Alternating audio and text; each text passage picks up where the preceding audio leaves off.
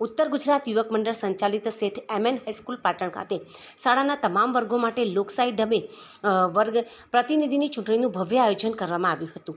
આ કાર્યક્રમમાં શાળાના શિક્ષકો વિપુલભાઈ પટેલ તથા પાર્થભાઈ જોશીના માર્ગદર્શન હેઠળ અત્યંત સુવ્યવસ્થિત અને ઉત્સાહભેર ચૂંટણી યોજાઈ હતી।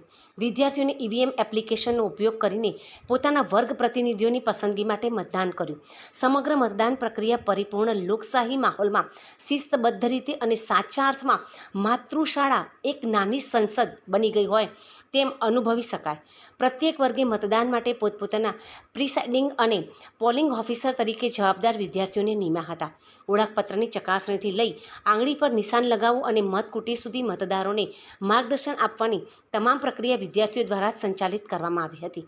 આ અભ્યાસનો મુખ્ય હેતુ એ રહ્યો હતો કે વિદ્યાર્થીઓ પાઠ્યપુસ્તકની બહાર આવીને પ્રજાસત્તાક ભારતની ચૂંટણીઓ કેવી રીતે યોજાય છે તેનું પ્રયોગાત્મક અને જીવંત જ્ઞાન મેળવે। આ પ્રયાસથી વિદ્યાર્થીઓને નાગરિક તરીકેની જવાબદારી પણ વહેલી બને છે। મતદાન પછી શાળાના આચાર્ય ડૉક્ટર ધનરાજભાઈ ઠક્કર દ્વારા તમામ ચૂંટાયેલ વર્ગ પ્રતિનિધિઓ સાથે વિશેષ બેઠક યોજવામાં આવી હતી।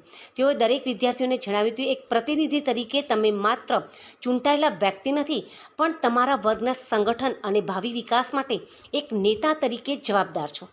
તેમણે વધુમાં ઉમેર્યું કે દર વર્ષે જે વર્ગ આદર્શ વર્ગ તરીકે ઉભરી આવશે તેનું શાળાનું સન્માનપત્ર પણ પ્રમાણપત્ર આપવામાં આવશે।